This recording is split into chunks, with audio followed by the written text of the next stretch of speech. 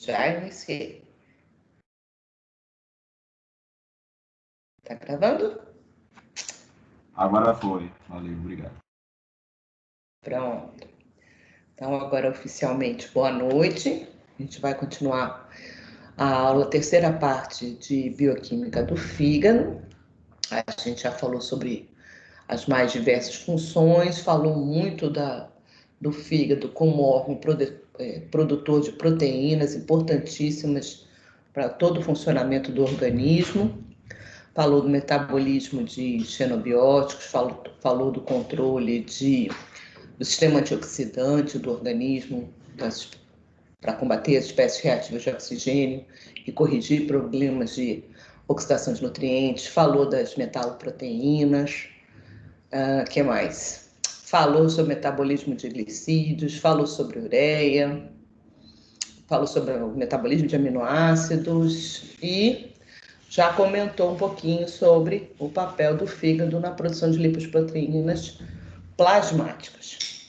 Então, os lipídios, como vocês sabem, eles têm característica hidrofóbica, no caso dos triglicerídeos, que são os lipídios de armazenamento, e os ésteres de colesterol. Triglicerídeos também são ésteres, né? São ésteres de glicerol, e o colesterol também pode ser esterificado, geralmente, às vezes, com outro ácido graxo, e essas formas são totalmente apolares. E, portanto, essas substâncias apolares, elas não são solúveis em água, concorda? Portanto, elas não são solúveis em nenhum fluido biológico, são todos de base aquosa.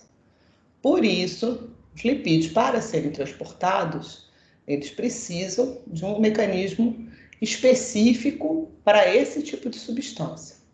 Essas substâncias, os triglicerídeos e os ésteres de colesterol, estão presentes nos alimentos. Lembrando que colesterol é um lipídio originalmente de animais. Então, somente alimentos de origem animal vão conter colesterol.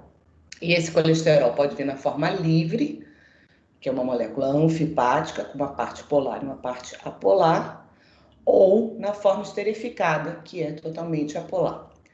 E dos 30% do que é recomendado na ingestão diária para humanos, né, que seria de lipídios, desses 30%, cerca de 90%, às vezes mais, vem na forma de triglicerídeos. Então, portanto, a gente precisa desse mecanismo especial para digestão e absorção. Acho que eu vou montar aqui, está mais na frente, já vou mostrar. Além disso, a gente também vai ter outros lipídios que são anfipáticos, como no caso, por exemplo, dos fosfolipídios. Então, tem uma classe grande de fosfolipídios, geralmente estão presentes nas membranas celulares, que também vêm no alimento. Pois bem, os fosfolipídios anfipáticos, juntamente com o colesterol, vão formar micelas que não são simplesmente micelas, elas vão formar estruturas dentro do intestino, associadas a apolipoproteínas, e no interior dessas lipoproteínas a gente vai ter os triglicerídeos e os ésteres de colesterol. E essa lipoproteína, que é montada no intestino, dentro da célula intestinal, é o que a gente chama de quilomicro. Tá aqui o quilomicro. Então, das lipoproteínas que circulam no nosso sangue, o quilomicro é a que tem o maior tamanho. Então, aqui tem o tamanho dele. Ele vai variar de 75 até 1.200 nanômetros. E por que desse tamanho grande e tão variável? Porque isso vai estar de acordo com o conteúdo de, principalmente, triglicerídeos ingeridos na dieta. E também por conta dessa composição. E como eles são muito ricos em triglicerídeos, esta lipoproteína vai ser a que vai apresentar a menor densidade, pois as lipoproteínas plasmáticas, elas são separadas por densidade. E a única lipoproteína que o nome não se refere a isso é justamente o quilomicro, que é sempre de origem intestinal. As outras lipoproteínas que circulam no sangue, essas já são classificadas pela densidade, que são VLDL, IDL, LDL e HDL.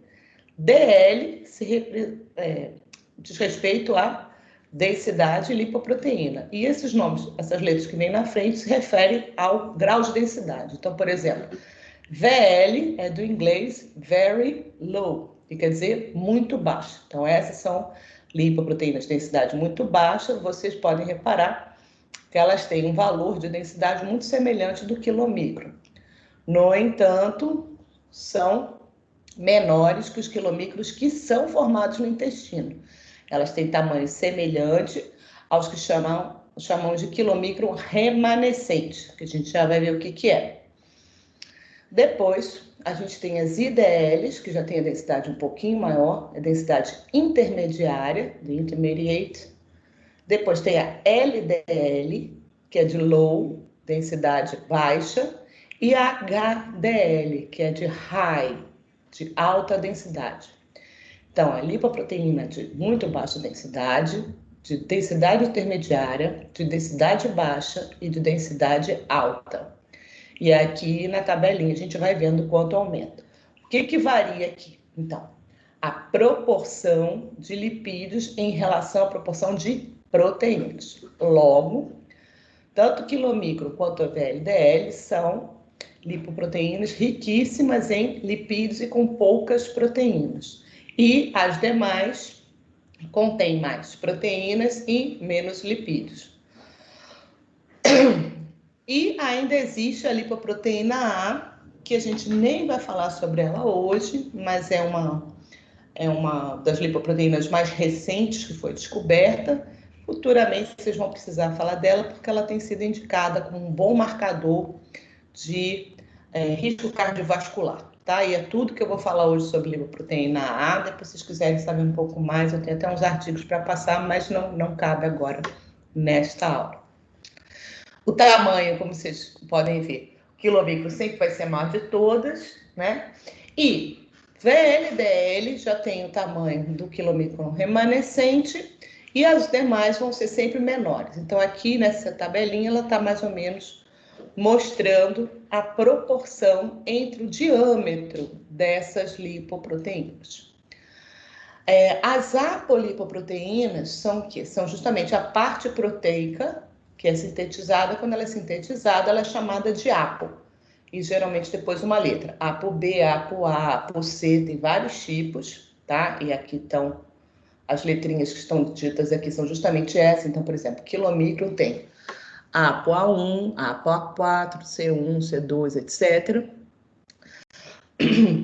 E esse tipo de apolipoproteína vai variar de uma lipoproteína para outra, por quê? Elas vão dar diferentes funções para a lipoproteína. Uma delas, obviamente, é constituir a própria lipoproteína.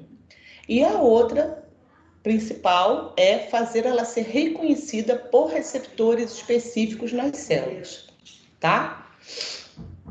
Além disso, a gente tem outras constituintes que a gente vai falar hoje também. Então, aqui, ésteres de retinil.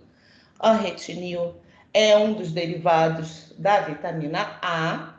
Vitamina E, que a gente vai ver aqui também. E L-CAT e CETP, que são proteínas de transferência de colesterol. Porque HDL pode transferir colesterol da VLDL e da LDL para si, tá? Bom, VLDL e LDL são de síntese hepática, são lá que elas são geradas, e VLDL tem como principal função transportar os triglicerídeos sintetizados no fígado a partir do excesso de nutrientes da dieta. Então, a gente viu isso, né? Que parte dos lipídios, parte dos nutrientes que chegam até a célula hepática, entre elas, agora está lá atrás, entre eles a glicose e os aminoácidos, deixa eu achar aqui para vocês. Cadê? Aqui. Pode para adiar. Cadê? Acho que já passou.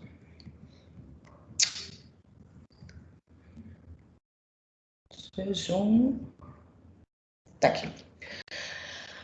Após a refeição, a gente vai ter a absorção de glicose dos diferentes aminoácidos e das gorduras. A glicose e os aminoácidos vão ser transportados até o fígado. Parte da glicose que chega até o fígado, e aqui se inclua também galactose e frutose, que também vão ser absorvidos no intestino, vão ser convertidos em glicogênio para repor os estoques que foram perdidos durante o jejum. Mas uma boa parte, porque a gente sabe que o glicogênio tem uma limitação de tamanho dentro das células hepáticas, parte dessa glicose vai ser convertida em piruvato.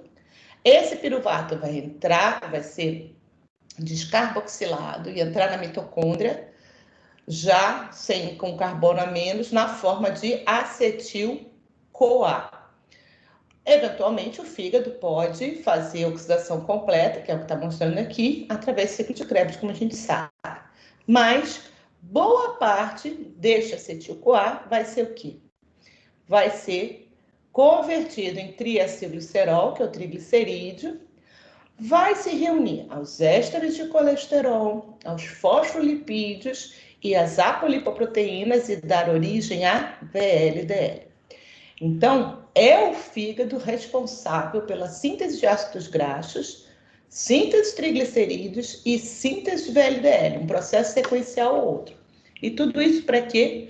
Para que haja o transporte desse excesso de nutrientes na forma de triglicerídeos para o tecido adiposo. O tecido adiposo é um tecido especializado em armazenamento de triglicerídeos e é desta forma que os lipídios formados no fígado são encaminhados até ele, tá? Eventualmente, VLDL também pode transportar os triglicerídeos diretamente para um tecido alvo que vai fazer sua utilização, como, por exemplo, tecido muscular. A gente sabe que tecido muscular tem uma alta demanda energética, então ele recebe também esses triglicerídeos que vêm. Quando a VLDL chega, ela vai entregar os ácidos graxos que vão ser oxidados totalmente via beta-oxidação e ciclo de Krebs, ok? E os aminoácidos não estão sendo mostrados aqui, mas eles podem ser, quando chegar ao fígado, ser utilizados para síntese de proteínas, todas essas que a gente comentou nas últimas aulas, mas isso vai ser também de acordo com a necessidade. Todo o excesso de aminoácido que chega até o fígado vai ser convertido em alfa-cetoácido e, posteriormente, a acetil-CoA, dando origem a quê? A triglicerídeos também. Por quê?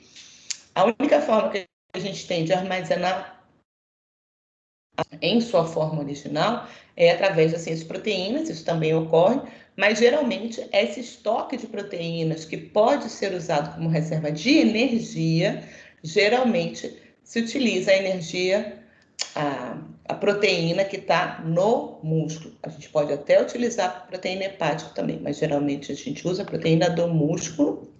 E é por esse motivo que no jejum a gente vai ver as proteínas sendo mobilizadas, ou seja, como? Não é a proteína que sai, o aminoácido, né? As proteínas vão ser destacadas, né, da fibra muscular, vão ser proteolizadas por hidrolases e os aminoácidos resultantes dessa digestão intracelular vão, via corrente sanguínea, chegar até o fígado. Chegando até o fígado, no jejum, esses aminoácidos vão perder esse agrupamento amina, formar alfa-cetoácido até se converter em piruvato e partir para a formação de glicose através da gliconeogênese. Ok? E a mesma coisa, todos aqueles triglicerídeos que foram armazenados no tecido adiposo durante o jejum serão mobilizados. Então, a gente vai ter a liberação de ácidos graxos do tecido adiposo, que nessa situação serão transportados para o restante do organismo via albumina, que vocês se lembram, uma das principais proteínas de transporte que é produzido pelo fígado também, tá? Então, a estrutura da lipoproteína a gente já viu no outro dia, né? Então, tá aqui, a representação das apolipoproteínas. Então, elas são utilizadas para fazer a ancoragem, fazer a modelagem dessa lipoproteína. Para o lado de fora, isso aqui é como se fosse a laranja que eu cortei 1/4. Na casca da laranja, o que a gente tem? Essas moléculas anfipáticas, que são quem? Os fosfolipídios e o colesterol livre. Porque o colesterol, ele tem uma grande parte totalmente apolar e tem uma hidroxila na ponta. Essa hidroxila é que faz com que ele seja anfipático, essa é a parte polar. Então, tudo que é polar nessa estrutura vai ficar voltado para o exterior, porque o exterior aqui da lipoproteína é um meio aquoso e, portanto, polar. E dentro, protegido desse ambiente, o que vai ter? Tudo aquilo que é apolar, que são os triglicerídeos e o colesterol esterificado. Tá aqui, colesterol ligado aos ácidos graxos, ok? E as estruturas das outras lipoproteínas? É exatamente igual. Toda lipoproteína vai ter esta característica.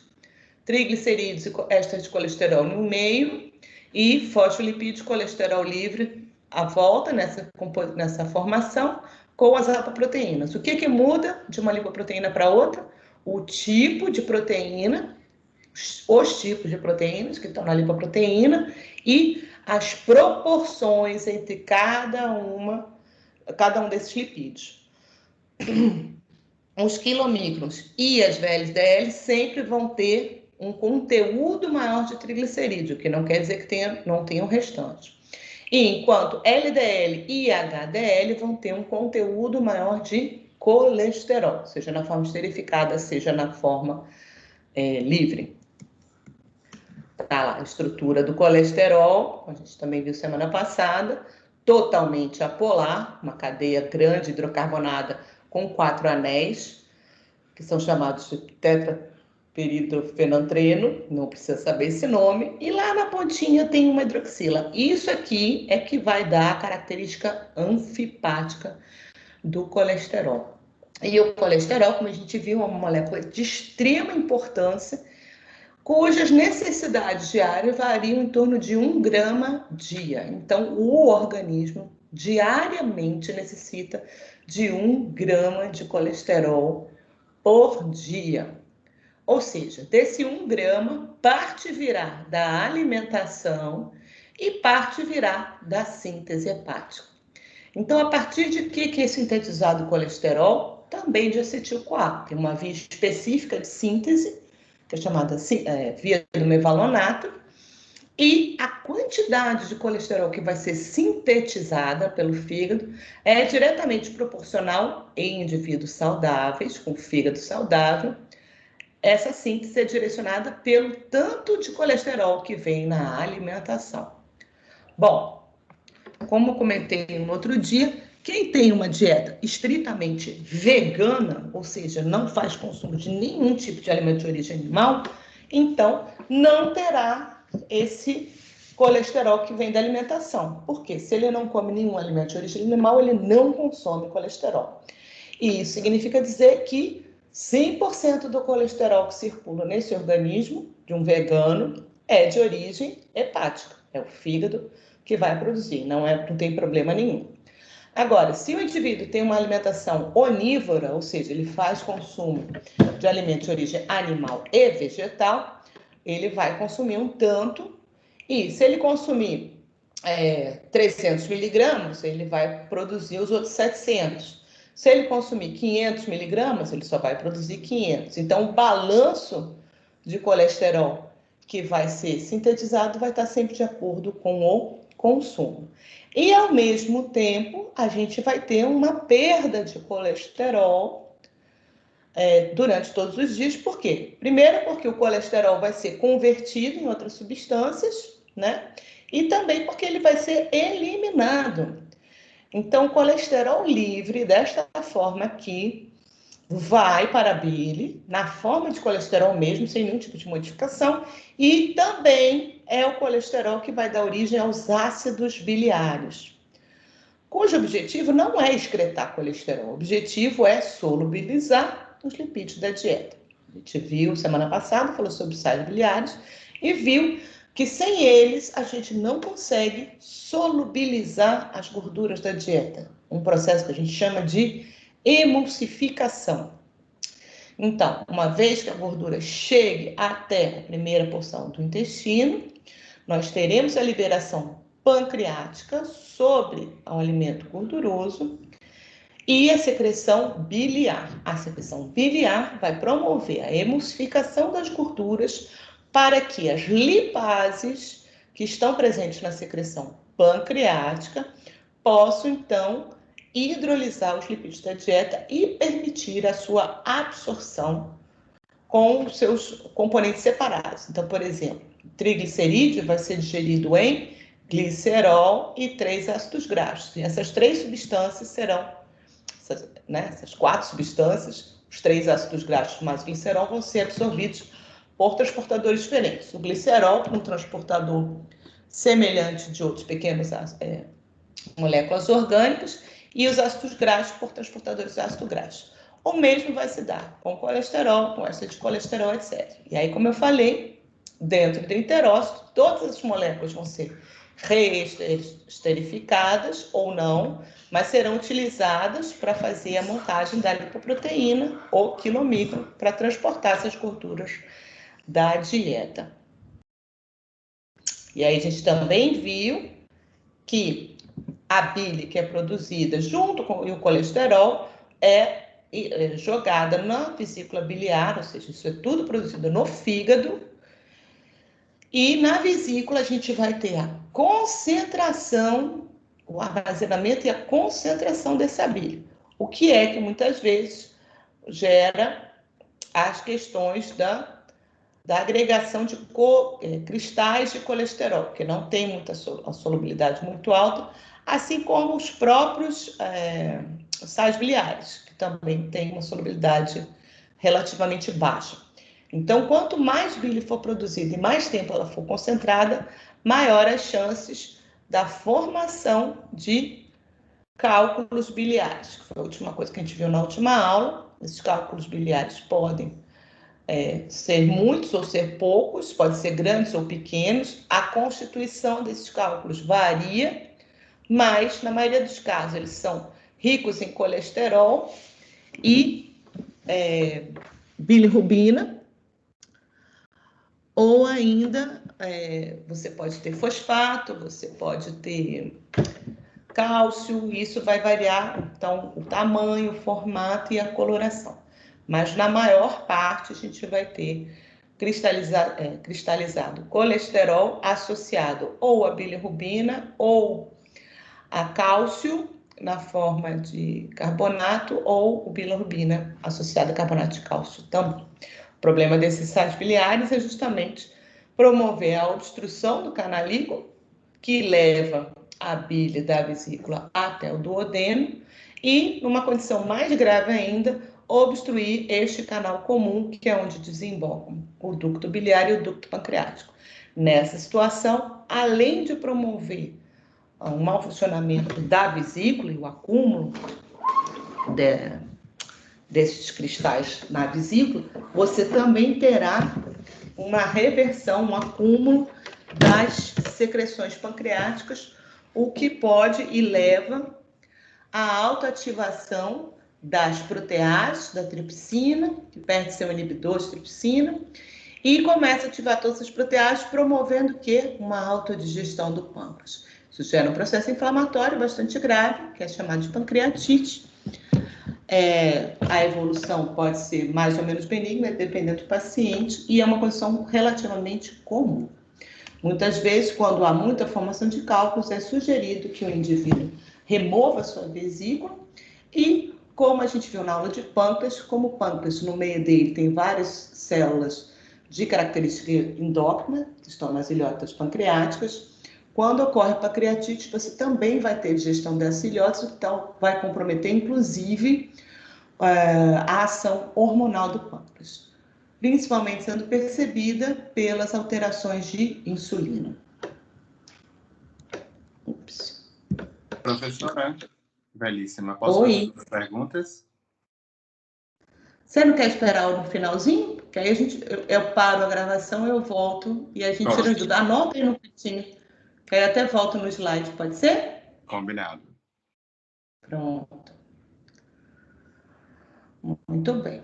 Então, todo esse trajeto, essa produção, tudo isso que ocorre com essas lipoproteínas plasmáticas, e inclusive com o quilomicron, porque uma vez que o quilomicron atinge a corrente sanguínea, ele vai ser formado no enterócito, vai cair na circulação linfática, vai passar para a circulação sanguínea, veio a porta, vai chegar no fígado e vai entregar a boa parte dos lipídios da dieta, formando então o que a gente chama de quilomicrons remanescentes.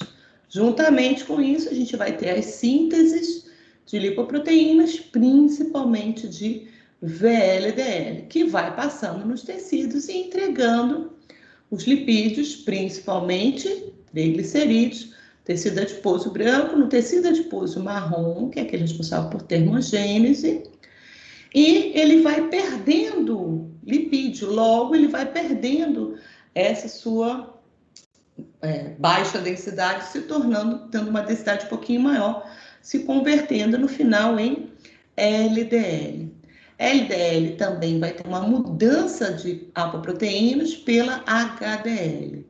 Então, a HDL, como eu disse mais cedo, ela tem proteínas, ela tem um alto conteúdo de proteínas, e ela pode transferir essas proteínas para VLDL e para HDL. Ela se aproxima e, literalmente, ela transfere proteínas para as lipoproteínas que estão lá no sangue.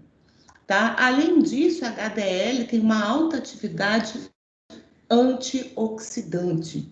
E como eu disse na semana passada, como nós somos seres que utilizamos oxigênio, a gente tem uma tendência grande a sofrer processo de oxidação pela atividade das espécies reativas de oxigênio, em que a gente tem um sistema antioxidante para nos proteger desses problemas e que esse sistema é dado pelo fígado, basicamente, não que seja exclusivamente, mas ele é um dos maiores produtores de proteção antioxidante através de enzimas. Mas a HDL, ela também participa desse sistema antioxidante, como? Atuando em cima de LDL, inclusive para reverter possíveis LDLs oxidados. Qual é o problema de eu ter uma oxidação de LDL ou de qualquer outra molécula? Ela vai perder sua função. No caso específico da LDL, uma vez que ela sofra ação de espécies reativas de oxigênio e se torne oxidada, ela não mais será reconhecida pelos receptores de LDL, que estão localizados em toda a parte do organismo, tá? Os receptores de LDL estão no fígado, estão no tecido adiposo, no muscular, no tecido cardíaco, etc. E são receptores mediadores de endocitose, que a gente já falou várias vezes. Então, uma vez que a LDL chega e se liga ao seu receptor, o órgão vai fazer a invaginação, a célula daquele órgão vai fazer a invaginação da membrana, formando endossomo, que vai ser digerido para a liberação de conteúdo. Quando essa LDL está oxidada, ela passa a não ser mais reconhecida pelo receptor de LDL. E o que é que vai ocorrer? Ela não vai conseguir entrar em tecido algum. Então, ela fica circulando no sangue, sem conseguir se ligar, sem conseguir ser excretada, sem conseguir ser metabolizada, e isso é que pode levar à formação de placas de ateroma. Você já deve ter ouvido falar, atero vem de gordura, né? Então, placas de ateroma são as chamadas placas gordurosas. E elas se dão justamente quando essa LDL permanece sofre mais e mais ação da oxidação e no endotélio, causando essa formação de placas que pode causar um processo inflamatório, pode ter calcificação, etc., que no mínimo, vai levar à redução do lúmen do vaso, assim, passo a passo, e quanto mais obstruído ficar mais esse vaso, menor vai ser a capacidade dele de fluxo sanguíneo. O fluxo vai reduzindo naquela região até que a gente tenha uma obstrução completa, como, por exemplo, a gente observa em casos de infarto. Lembra, a gente falou, a gente tem um infarto quando a região que era irrigada ela entra em isquemia. Isquemia baixa ou a falta de irrigação. E essa isquemia ela é sempre causada por um tipo de obstrução. Ou é um coágulo sanguíneo, então pode ser por um problema de coagulação, por exemplo, a formação de um trombo, ou pela formação de uma placa de ateroma, tá? Que vai obstruir e impedir a circulação do sangue. Então, a HDL ela tem esse papel. Por isso que, erroneamente, vocês, por favor, não façam isso. Até mesmo no livro de bioquímica, às vezes, vem escrito isso, mas eu detesto. As pessoas têm mania de chamar isso de bom e mau colesterol. Bom e mau é gente, né? Bom e mau é governo, coisa do gênero. Moléculas não têm sentimentos. Moléculas fazem o que tem que fazer se elas estiverem adequadamente formadas, tá? Então, a LDL é uma molécula fantástica, porque praticamente todo o colesterol que todas as células recebem no nosso organismo vem através dela. E para que é que serve esse colesterol? Bom, primariamente, para fazer membranas celulares. Todas as células do organismo animal, inclusive o nosso, contém quase que 25% de colesterol na sua composição. Esse percentual pode variar para menos ou para mais, dependendo da fluidez dessa membrana. Ou seja, se a célula tem uma arquitetura mais ou menos rígida, ela vai ter mais ou menos colesterol. Quando ela tem um conteúdo maior de colesterol, ela geralmente tem uma arquitetura mais rígida, é menos maleável. Quando ela tem menos colesterol, tem mais fosfolipídio, ela é mais fluida. Então, são células que precisam de maiores modificações na sua estrutura, por qualquer razão que seja. Tá? Então, só isso já é fundamental, porque isso quer dizer que sem colesterol eu não consigo fazer uma célula nova. Segundo, para o papel de digestão das gorduras. Como eu disse, para digerir gordura eu tenho que fazer a solubilização. E esta solubilização é dada quase que exclusivamente pelos sais biliares. Tá certo aqui, como eu disse lá atrás, na aula de saliva. Alguns alimentos vêm com os lipídios já pré-solubilizados, por exemplo, por próprios componentes que tem no alimento, seja de origem animal ou de origem vegetal. Mesmo assim, essa proporção é muito pequena. Então, para a gente poder, de fato, fazer a digestão dessas gorduras, a gente precisa dos sais biliares para emulsificar, para que aí, então, as lipases possam entrar em ação e promover a hidrólise dos lipídios da dieta. Significa que, quando eu não tenho sais biliares sendo produzidos, toda a gordura que vier da dieta vai ser eliminada nas fezes. E aí sempre algum aluno pergunta, professora, e as pessoas que tiram a vesícula? Não é a vesícula a produtora de sais biliares, ok? Quem produz os sais biliares a partir do colesterol é o fígado. Então, quando eu removo a vesícula, eu diminuo a quantidade de bile que chega no alimento. Mas a bile ela vai continuar a ser produzida e vai continuar a ser eliminada no duodeno. Só que, obviamente, em quantidades muito menores. A bile ela é produzida durante todo o dia e ela é estimulada a ser liberada mais quando o alimento está presente, tá? Então, esse indivíduo que faz a remoção da vesícula biliar, o que ele tem que fazer? Um acompanhamento nutricional, para que ele coma a gordura sim, porque é necessário, a gente vai ver mais um motivo pelo qual a gordura é necessária, falando das vitaminas, mas vai ter que ser em quantidades pequenas ao longo do dia. Então, por exemplo, ele não vai poder sentar e comer um prato de torresmo, mas vai poder comer uma porçãozinha pequena de torresmo e vai conseguir comer aquilo sem problema. Se ele comer um prato inteiro de torresmo, ele vai ter esteatorreia, que é o quê? Fezes gordurosas. Toda aquela gordura que não for solubilizada não será digerida e vai ser eliminada nas fezes, tá? O que mais? Bom, com relação ao metabolismo, aqui eu mostrei também tecido adiposo branco, tecido adiposo marrom, de novo, para relembrar, para reforçar. A diferença maior entre o tecido adiposo branco e marrom é que o tecido adiposo branco, ele tem como principal função guardar esses triglicerídeos para a gente usar no momento de jejum, ou seja, é uma função energética de armazenamento de energia para produção de ATP, para a produção no metabolismo. Já no adipócito marrom, a gente tem, ele é escuro porque ele é riquíssimo em mitocôndrias, e essas mitocôndrias são desacopladas. O que significa isso? A oxidação do ácido graxo não está ligada à produção de ATP, e sim à produção de calor. Então, uma vez que eu faça a oxidação do ácido graxo, isso vai gerar calor, e esse tecido, então, ele é importante para a manutenção da homeostase térmica dos organismos animais. Todos os animais têm, a gente também tem, geralmente recém-nascido tem um pouquinho mais, mas a gente também tem isso daqui. Muito bem. Então, aqui, ó, aqui tem uma tabelinha com as apolipoproteínas, como eu disse a vocês, algumas vão se repetir, tá vendo? A ApoA1 tem no HDL e no quilomicron, aí veja aquilo que eu tinha dito. Quando eu formo quilomicron, quando eu formo quilomicron intestino, tá aqui, ó, a ApoB48. É essa a apoproteína que o intestino vai colocar. As outras que aparecem em quilomicros é a HDL que fornece a ele, olha que bonitinho. Então, ela se estrutura, ela se aproxima do quilomicro e ela doa a apolipoproteínas para quê? Para poder fazer outras funções dentro do organismo, tá?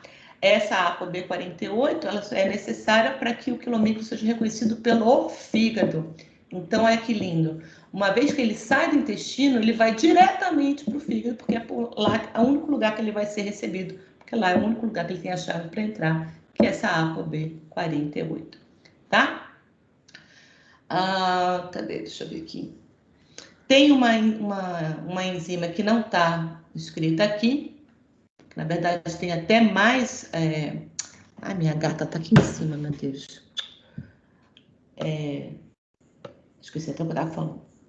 Sim, é paraxonase. Paraxonase 1 foi uma das enzimas que foi descoberta menos tempo, né, no estudo de lipoproteínas, e ela está presente na HDL, é uma das enzimas responsáveis pela recuperação da LDL. E por isso essa fama de boazinha da HDL, né? Mas, de novo, a LDL, então, manda o colesterol para a composição de membranas, manda o colesterol para a produção de sais biliares, para permitir a digestão, e, além disso, é o colesterol que vai dar origem à vitamina D, que a gente já conversou na aula de pele, vai começar a falar um pouquinho sobre ela de novo. Então, vitamina D, a gente sabe que não é uma vitamina, é um hormônio importantíssimo para o nosso organismo, e não é nem pouco, né? Não é só para metabolismo de cálcio e fosfato, mas para uma série de funções do organismo. A vitamina D, na verdade, ela se enquadra nos hormônios esteroides, que são todos produzidos a partir de colesterol. Quais são os principais? Os hormônios sexuais, masculino e feminino, testosterona, masculino, estrogênios, a progesterona e estradiol.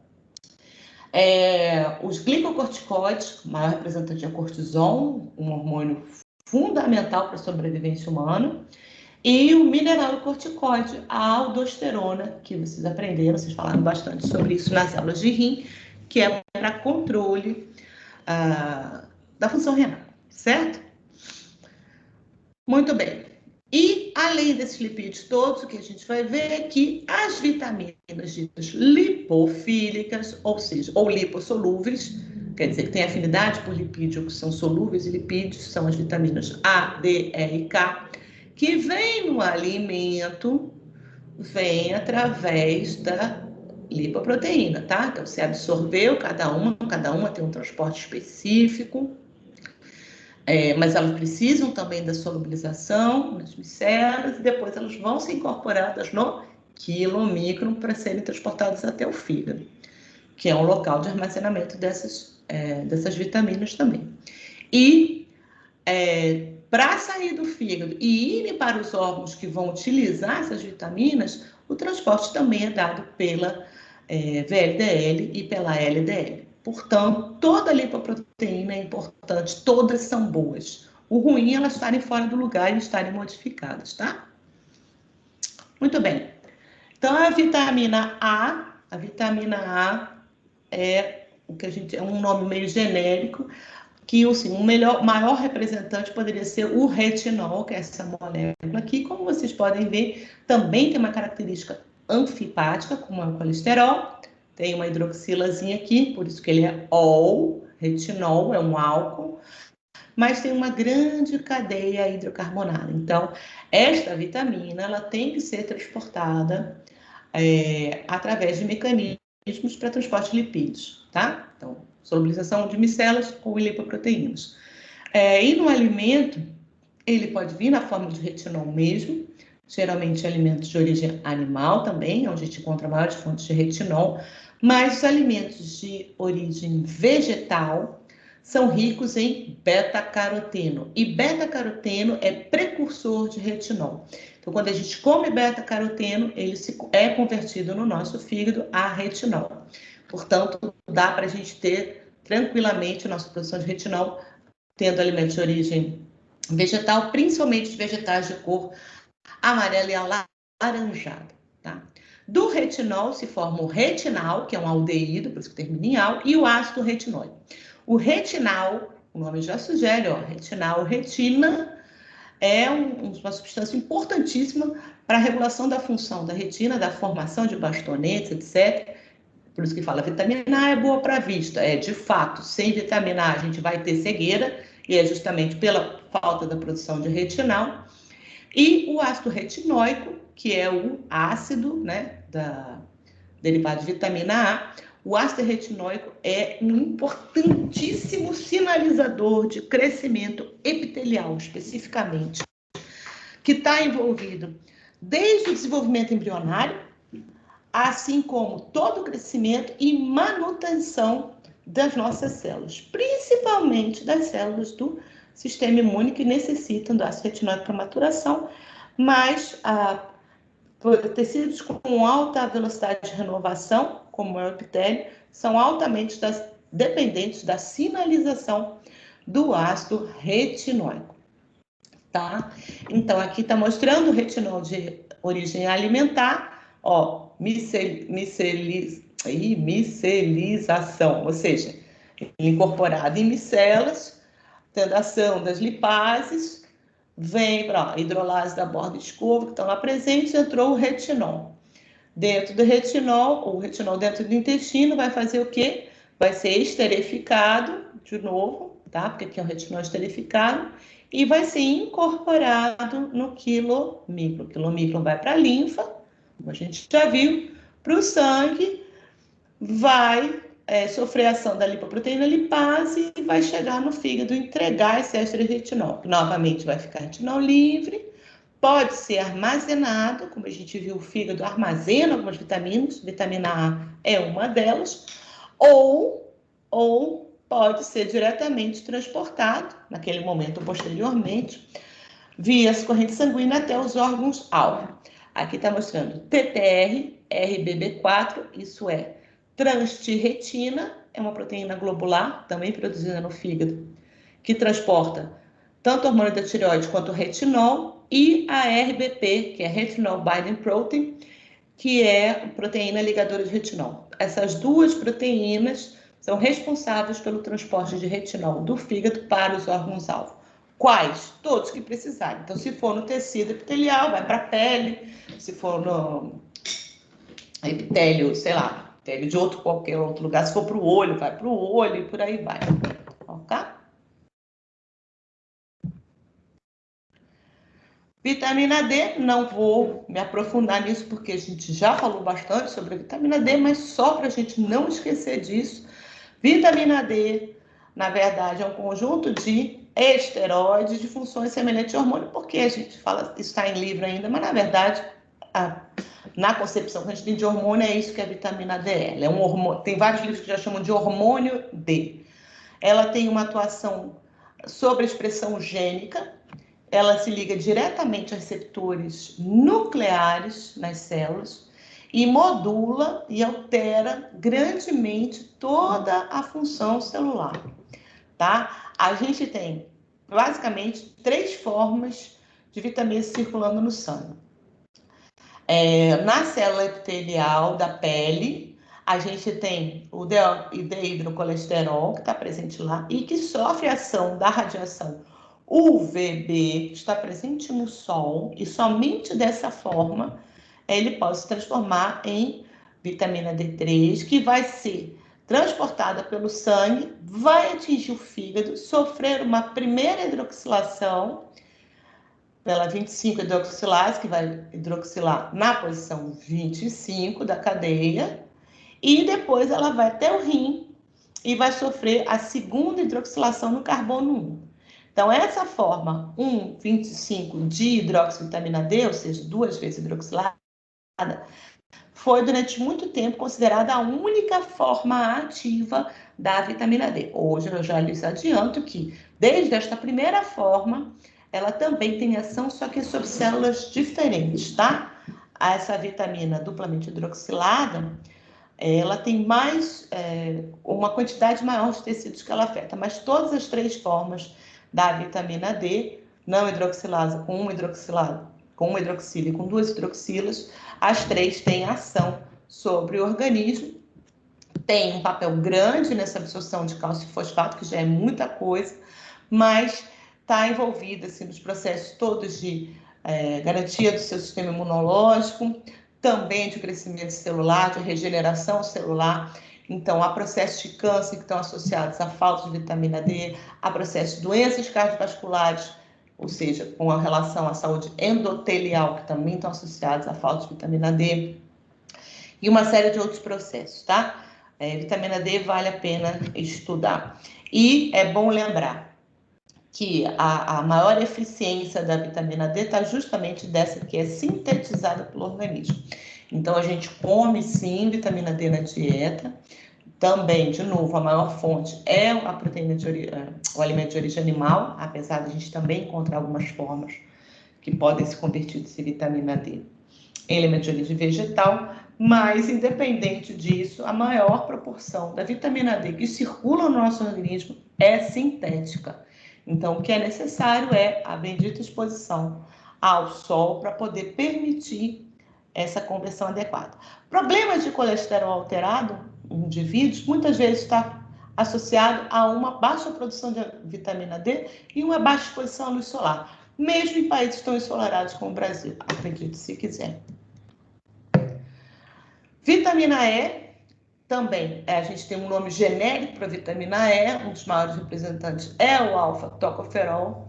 Como vocês podem ver, também tem uma estrutura com uma cadeia grande hidrocarbonada, também tem hidroxilas, então ela tem essa característica anfipática. A gente também tem o gama-tocoferol.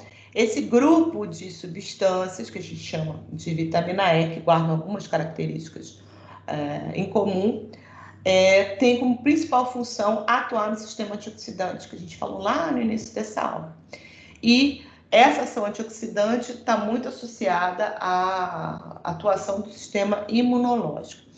Também auxilia muito no processo cicatricial, então é uma vitamina que realmente não pode faltar. Aqui também está mostrando de novo, vitamina E sofre absorção intestinal, mesma coisa, vai ser transportada por via quilomicron, né? Vai ser captada pelo fígado, e parte da vitamina E é transportada, por HDL. Então, das lipoproteínas que a gente tem, o transporte dentro do organismo geralmente é via HDL, que vai levar para os tecidos diferentes para ser utilizado, tá? E, finalmente, a vitamina K, é a última vitamina lipossolúvel. Também tem mais de uma forma, mas elas são vitaminas da família das quinonas, que são estruturas que contêm essa característica química aqui, com esta parte dessa cadeia hidrocarbonada variável em tamanho, que vai dar os diferentes tipos, a filoquinona, a menoquinona, 9, 4, menadiona. Todas essas substâncias têm atividade dentro do organismo. Ela também tem solubilização em lipídios. Geralmente ela vem de fonte alimentar e é transportada exatamente da mesma forma que as outras. Ela vem no quilomicron, na dieta, e dentro do organismo ela é transportada através de VLDL, embora a gente também encontre essa vitamina tanto em LDL quanto em HDL. tá? Uma das principais funções da vitamina K é propiciar o processo que é dado em cascata da coagulação sanguínea. Então, a ausência de vitamina K ou a deficiência de vitamina K na dieta acaba por promover, geralmente, distúrbios mais ou menos graves de coagulação. Além disso, vitamina K está envolvida nos processos de deposição, de absorção de cálcio pela matriz óssea, portanto, a falta de vitamina K também pode dar uma fragilidade óssea importante. Por isso que ela não pode faltar na dieta. Muito bem. Então, a gente tem basicamente vias exógenas e endógenas de metabolismo de lipídios. A gente já falou sobre uma porção desses sistemas, né? Viu que o quilomicron é esse, que é exclusivamente de origem intestinal, cujo maior papel é fazer o transporte dos lipídios da dieta, que esse transporte, então, depois que ela se forma no intestino, ela cai na corrente linfática, vai para a corrente sanguínea. Nos vasos, todos os vasos do nosso organismo são ricos em LPL, que é lipoproteína lipase, e é dessa forma que a parte proteica dos quilomicros pode se ligar e distribuir para o músculo, tecido adiposo direto, formando o quilomicro remanescente. E a ApoB48, importantíssima, vai ser reconhecida pelo receptor de LDL no fígado. O fígado vai pegar esse quilomicron, vai despencar ele todo, vai direcionar os lipídios para cada local, né? E vai depois, quando montar sua própria lipoproteína, que é VLDL, vai inclusive usar alguns dos lipídios que vieram aqui desse quilomicron, tá?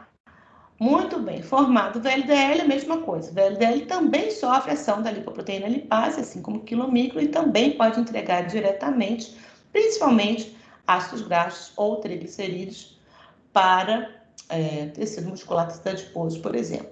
E com isso ele vai perdendo sua parte lipídica e se transforma nessa partícula intermediária, tá?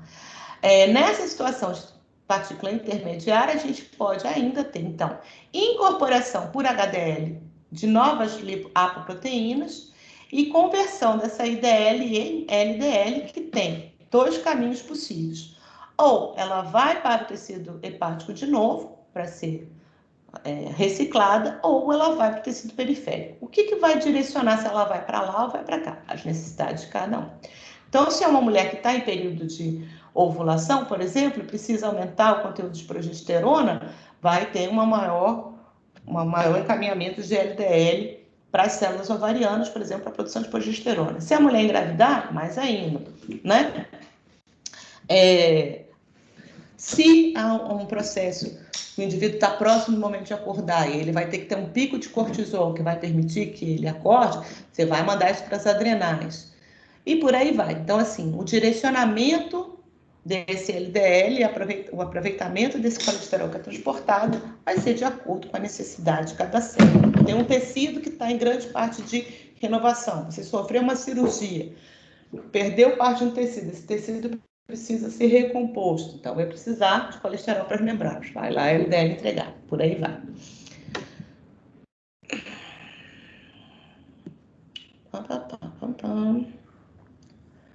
Muito bem. E HDL, nesta conversa toda, o que ele faz? Ele tem essa proteína aqui, que também faz esse equilíbrio entre colesterol, que é uma proteína de transferência de éster de colesterol. Então, ela pode pegar colesterol dessas moléculas, né? A HDL, ela é produzida numa forma nascente, ou seja, seria uma forma ainda imatura, tanto pelo intestino quanto pelo fígado. Os dois tecidos são capazes de produzir HDL. Esse HDL é produzido geralmente numa proporção equilibrada com LDL, tá? Então, geralmente, quando começo a produzir mais LDL, eu também produzo mais HDL, eu vou ter sinalização para isso. E é a HDL que vai fazer toda essa modificação das outras lipoproteínas através de doação dessa parte proteica importante para fazer o direcionamento dessas lipoproteínas para as diferentes partes do tecido, e também pode pegar colesterol dessas partículas todas, de LDL, de LDL e LDL, conforme necessidade, tá? Que mais? E essa HDL, então, uma vez que ela esteja já bastante recheada, ela pode retornar para o fígado. E aí, por exemplo, se houver um excesso de colesterol que sobrou, que não foi utilizado, ele pode retornar para o fígado e ser eliminado através da bile, ou como colesterol livre, ou na formação de sais biliares.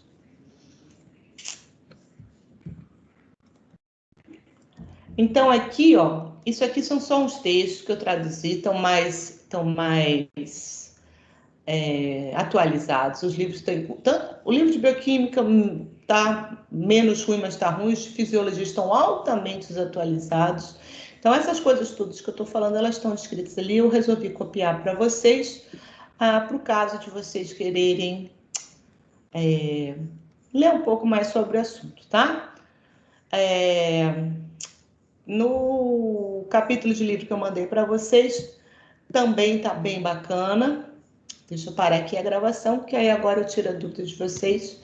E, por enquanto, a gente dá por encerrada a parte de fígado. O que tinha de intestino para falar já foi dito aí ao longo dessas aulas todas. Toda vez que eu me refiro ao intestino, vocês sabem que é uma coisa integrada, né? Só um minutinho para a gravação.